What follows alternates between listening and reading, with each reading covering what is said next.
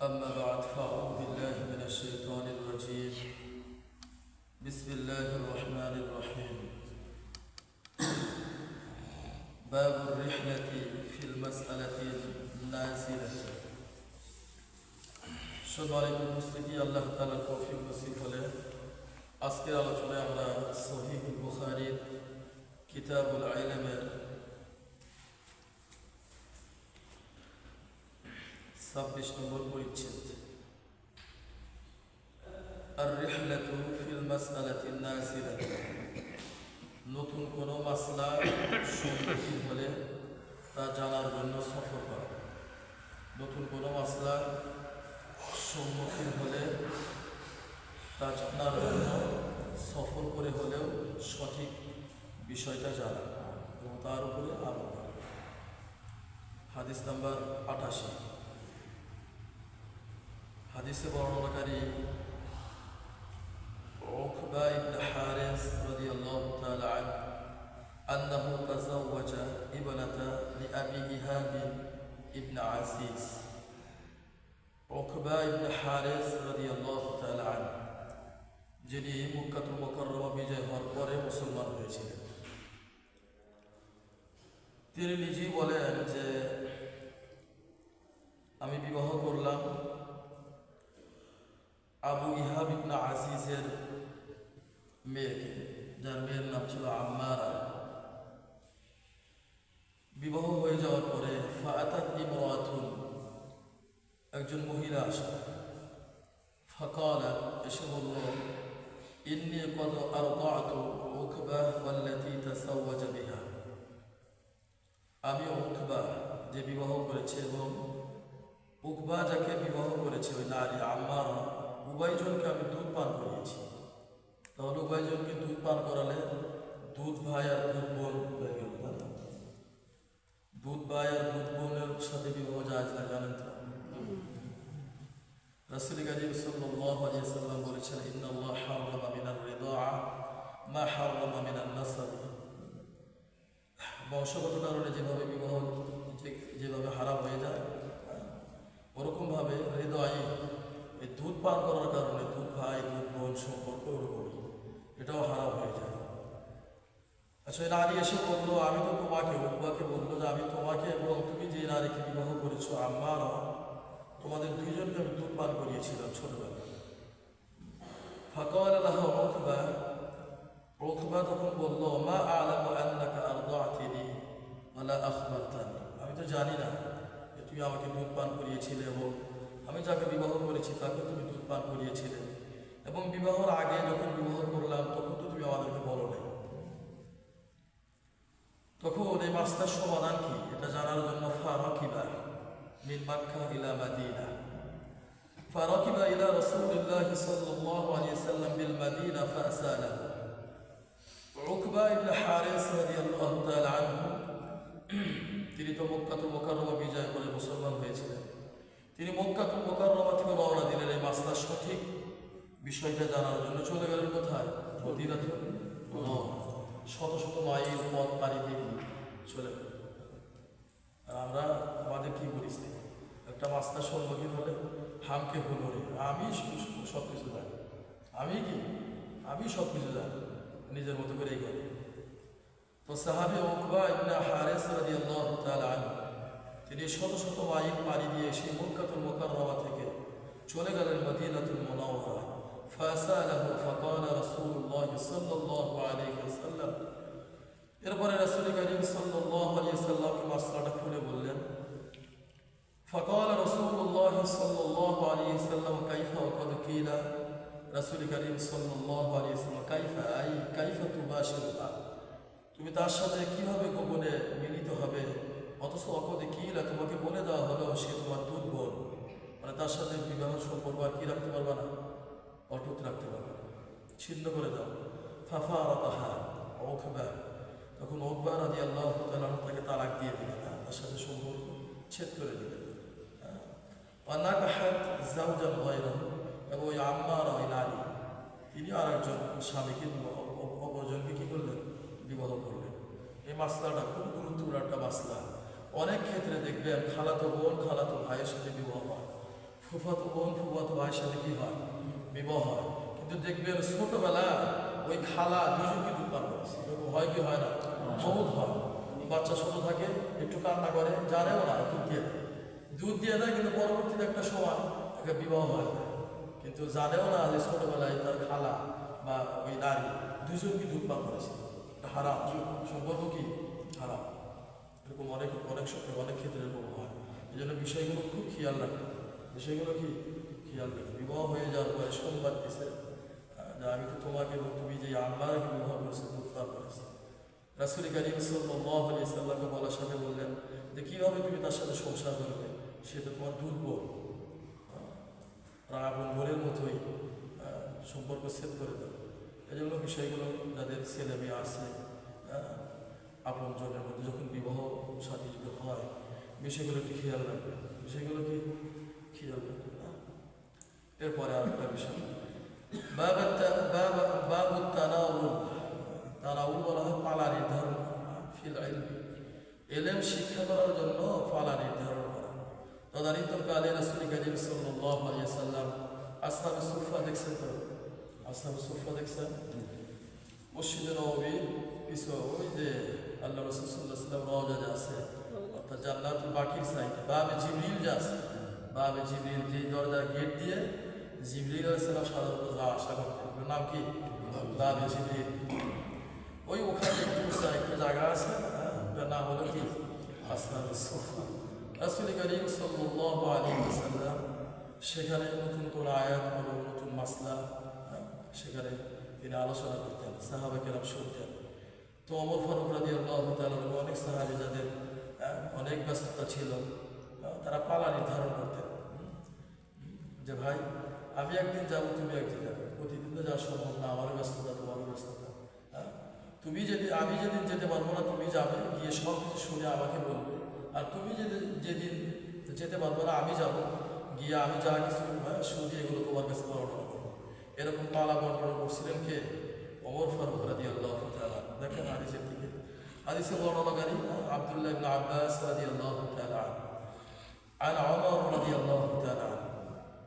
আব্দুল্লাহ ইবনে আব্বাস রাদিয়াল্লাহু তাআলা আনহুমা ওমর ফারুক রাদিয়াল্লাহু তাআলা থেকে বর্ণনা করেন, قال ওমর ফারুক রাদিয়াল্লাহু তাআলা আনহু বলেন, কুনতু ওয়া আনা রাজাল লি মিন আল আনসারি ফি বানি উমাইয়াহ ইবনে যায়েদ।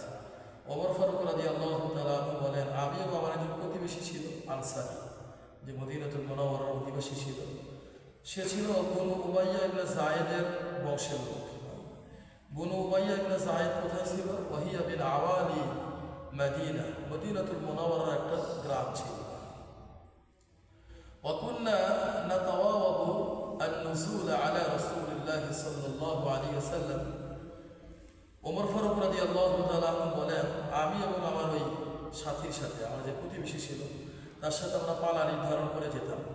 পালা নির্ধারণ করে পালাক্রমে আমরা রাসূল কারীম সাল্লাল্লাহু আলাইহি ওয়াসাল্লামের কাছে ইলম শেখার জন্য যেতাম, কোরআন এবং হাদিস আমরা শেখার জন্য যেতাম।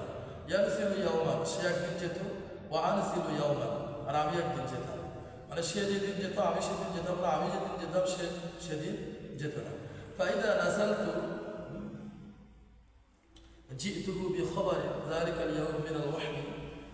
ওমর ফারুক রাদিয়াল্লাহু তাআলা আনহু বলেন যে আমি যেদিন যেতাম আমি সেদিন ওই ওহী, আল্লাহ পাক নতুন কোন ওহী অবতীর্ণ করছেন কিনা রাসূল কারীম সাল্লাল্লাহু আলাইহি ওয়াসাল্লাম সাহাবা কেরামদেরকে জানিয়ে দিতেন, অথবা কোনো হাদিস অথবা অন্য কোনো মাসলা। তো আমি যেগুলো শুনতাম এগুলো শুনে এসে আমি তার কাছে বলতাম যে ভাই আজকে আল্লাহ রাসূল সাল্লাল্লাহু আলাইহি ওয়াসাল্লাম এই বলছেন, এই আয়াতটা নতুন আজকে অবতীর্ণ হয়েছে, এই সূরাটা আজকে নতুন অবতীর্ণ হয়েছে, এটা একটা নতুন মাসলা। আমি তার কাছে গিয়ে বলতাম। ওয়াইদা নাযালা ফাআলা মিসলা যালিকা, আর আমি যেদিন যেতাম না সে যেদিন যেত, ওই তার ওই প্রতিবেশী সে যেদিন যেত, তো ওদিনকার সব মাসলা আমার কাছে বলতো, কোরআন কারীমের আয়াত হাদিস সব কিছু আমার কাছে বলতো, যে রাসূল কারীম সাল্লাল্লাহু আলাইহি ওয়াসাল্লাম আজকে এই বিষয়গুলো আলোচনা করছেন। ফানাযালা সাহিবাই আল আনসারি ইয়াওমা নাওবাতিহি। ওমর ফারুক রাদিয়াল্লাহু তাআলা আনহু বলেন, তো একদিনের ঘটনা, তো আমার ওই আনসারি আমার প্রতিবেশী সে তার পালা অনুযায়ী সে গেল রাসূল কারীম সাল্লাল্লাহু আলাইহি ওয়াসাল্লামের দরবারে, কোরআন এবং হাদিস শেখার জন্য। তো সে শুনে এসে ফাদারাবা বাবি দরবান শাদীদান, আমার দরজায় খুব জোরে জোরে করাঘাত করতেছিল। ফাকালা আসুম্মা হুয়া, এসে বললো, এই ঘরে কি আসো? ওমর ফারুক রাদিয়াল্লাহু তাআলা বলতেছেন যে ঘরে কি কেউ আসো? ফাফাজিআতু ফাখারাজতু ইলাইহি, ওমর ফারুক রাদিয়াল্লাহু তাআলা বলেন, কোনদিন তো আমার এই প্রতিবেশী দরজায় এত জোরে জোরে করাঘাত করে না, আজকে কেন এত জোরে জোরে করাঘাত করছে? কিছু ঘটে গেল কিনা? ফাফাজিআতু, আমি ভয় পেয়ে গেলাম। ফাখারাজতু ইলাইহি, ভয় পেয়ে আমি তার কাছে বের হয়ে আসলাম। ফাকালা, ওই প্রতিবেশী আনসারী সাহাবী বলতেছেন, কদ হাদাসা আমরুন আযীম, আজকে তো একটা মারাত্মক ঘটনা ঘটে গেছে। মারাত্মক ঘটনা কি? যে রাসূল করিম সাল্লাল্লাহু আলাইহি ওয়াসাল্লাম তার স্ত্রীদেরকে তালাক দিয়ে দিয়েছেন। তিনি যেটা ধারণা করছেন আর কি, এসে বলতেছেন। তো ওমর ফারুক রাদিয়াল্লাহু তাআলা আনহুর মেয়ে হাফসা রাদিয়াল্লাহু তাআলা আনহা, তিনিও তো রাসূল করিম সাল্লাল্লাহু আলাইহি ওয়াসাল্লামের বিবাহ বন্ধনে আবদ্ধ। তিনি আর দেরি না করে তিনি বলেন, আমি চলে গেলাম। ফাদাখালতু আলা হাফসা, আমি হাফসার ঘরে চলে গেলাম। ফাইদা হিয়া তাবকি, গিয়েই দেখতে পেলাম যে হাফসা কাঁদতেছে, জোরে জোরে ক্রন্দন করতেছে। তো ফাকুলতু, ওমর ফারুক রাদিয়াল্লাহু তাআলা বলেন, আতাল্লাকুকুন্না রাসূলুল্লাহ সাল্লাল্লাহু আলাইহি ওয়াসাল্লাম, তোমাদের কি রাসূল করিম সাল্লাল্লাহু আলাইহি ওয়াসাল্লাম তালাক দিয়েছিলেন? ক্বালাত লা আদরি, হাফসা রাদিয়াল্লাহু তাআলা বললেন, আমি জানি না। সুম্মা দাখালতু আলা নবী সাল্লাল্লাহু আলাইহি ওয়াসাল্লাম ফাকুলতু আনা কায়িম, এরপর ওমর ফারুক রাদিয়াল্লাহু তাআলা বলেন, আমি রাসূল করিম সাল্লাল্লাহু আলাইহি ওয়াসাল্লামের নিকটে গেলাম এবং আমি দাঁড়ানো অবস্থায় রাসূল করিম সাল্লাল্লাহু আলাইহি ওয়াসাল্লামকে জিজ্ঞাসা করলাম, আতাল্লাকুতা নিসাআকা, আপনি কি আপনার স্ত্রীদেরকে তালাক দিয়েছেন নাকি? ক্বালা লা, তখন রাসূল করিম সাল্লাল্লাহু আলাইহি ওয়াসাল্লাম বললেন, না, আমি তো তালাক দিই নাই। ফাকুলতু আল্লাহু আকবার, তখন ওমর ফারুক রাদিয়াল্লাহু তাআলা আনহু বলেন, আমি তখন বললাম যে আল্লাহু আকবার, মানে কিন্তু ভয় পেয়ে গিয়েছিলেন যে আমার মেয়েও তো রাসূল করিম সাল্লাল্লাহু আলাইহি ওয়াসাল্লামের বিবাহ বন্ধনে আবদ্ধ, যদি তালাক দিয়ে যান তাহলে কি অবস্থা না হতে পারে। যখন রাসূল করিম সাল্লাল্লাহু আলাইহি ওয়াসাল্লাম মুখ থেকে নিজে শুনলেন যে লা, রাসূল করিম সাল্লাল্লাহু আলাইহি ওয়াসাল্লাম বলছেন যে না, আমি তালাক দিইনি, তখন তিনি আনন্দে কি বললেন? আল্লাহু আকবার, যে আল্লাহই সবচেয়ে কি বড়। হাদিস থেকে কি বুঝলেন? অন্যতম যে বোঝার বিষয় সেটা হলো এই, কোরআন এবং হাদিসের জ্ঞান আমাকে আপনাকে জানতে হবে। পালা নির্ধারণ করে তারা কোরআন এবং হাদিসের জ্ঞান অর্জন করছে। রাসূল করিম সাল্লাল্লাহু আলাইহি ওয়াসাল্লামের কোনো কথা যেন ছুটে না যায়। তিনি যেদিন যেতে পারেন না, তার প্রতিবেশীকে পাঠিয়েছেন, আজকে তুমি যাবে, যা কিছু শুনবে আমার কাছে এসে করবে, আর তুমি যদি যেতে পারবে না, ব্যবসায়ী কাজে বা অন্য কোনো কাজে ব্যস্ত থাকবে, আমি সেদিন যাব, সেদিন সব কথা আমি তোমার কাছে কি বর্ণনা করব। ওই জন্য কোরআন এবং হাদিসের জ্ঞান জানা কত যে জরুরি মানুষের, কারণ প্রত্যেকটা বিষয়ে আমল করতে গেলে আমার আপনার জ্ঞান লাগবে। এলেম যদি না থাকে, সঠিক জ্ঞান যদি আমার আপনার না থাকে, তাহলে বিষয়টা কি আমল করলে ভুল হবে না, সঠিক হবে না, জেনে করলে ভুল হবে, আর জেনে যদি করে ভুল হবে না। একটা হাদিস পড়বো, তাই পর্যন্ত থাকে থাকে, গতকাল আসা হয় পিছিয়ে গেল। আল্লাহ সুবহানাহু ওয়া তাআলা বললে ওয়ালা সবাইকে বোঝার এবং আমল করার তৌফিক দান করে। নতুন কোনো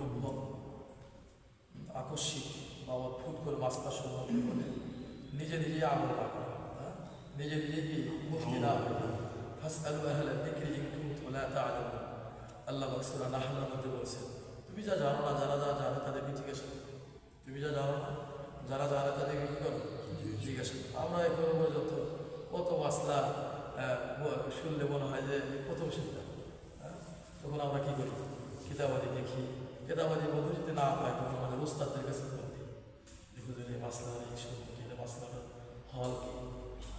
এমন অনেক ওস্তাদকে দেখেছি, সুবহান, এত বিনয় এবং এতই বলতো যে দেখো এটা তো আমারও জানা, আমার মনে করতেছে না, আমি দেখে বলবো। আর আমরা এমন অবস্থা আমাদের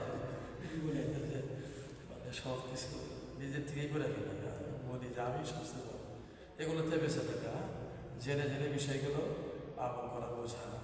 আল্লাহ তাআলা করে। সুবহানাকাল্লাহুম্মা ওয়া বিহামদিকা আশহাদু আল্লা ইলাহা ইল্লা আনতা আস্তাগফিরুকা ওয়া আতুবু ইলাইক। হ্যাঁ বলেন আপনার কি